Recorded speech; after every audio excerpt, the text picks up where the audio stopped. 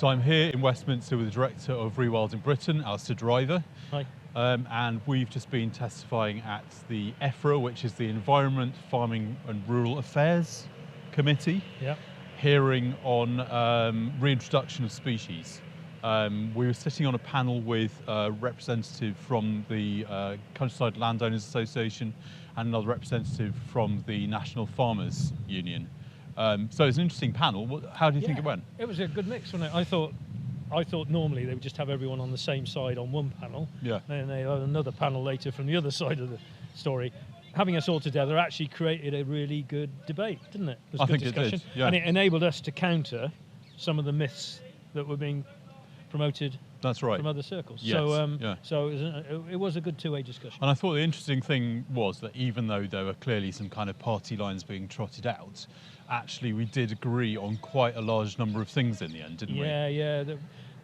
I was surprised actually at the consensus, and it was great to hear the NFU say they're not opposed per se to species reintroductions, but you need a proper strategy, you need a proper plan, it needs to start national, particularly for the contentious species. Yes. They accepted the idea of having tiered system where the non-contentious could be much more streamlined process. Yeah.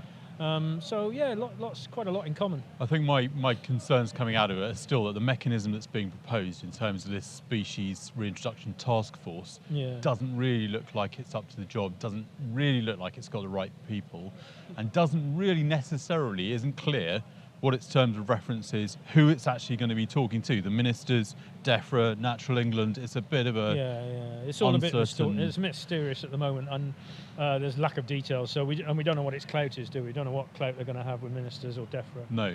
But one thing I was at pains to point out is that we need a massive culture shift from this know why kind of approach to species reintroductions to a yes if approach. Yes, Absolutely. if you follow IUCN guidelines. Yes. And that needs to apply to this task force, it needs to apply to ministers, it needs to apply even to statutory agencies who are not necessarily all on board with it. No.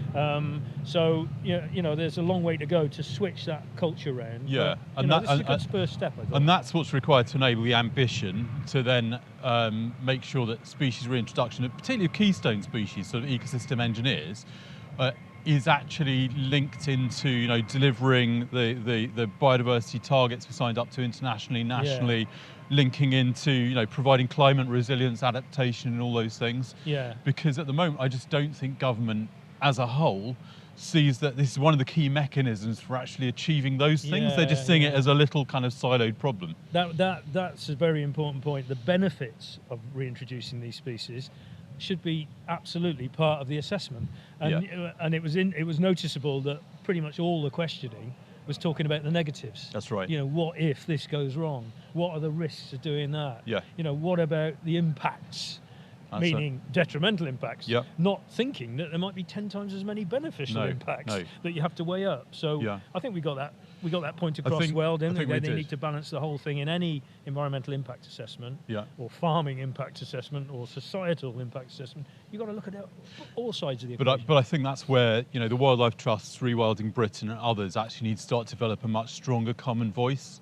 That it shouldn't be about if we do this, it should be about how we do it, doing it properly, and then achieving the maximum possible benefits, being ambitious, and actually helping the government to deliver on its own targets, including things like biological abundance that it's put through this year. It has no other mechanism to do this. Without species reintroductions of keystone species in place, there is no mechanism for success in the UK. Bring it on. Absolutely. Bring it on.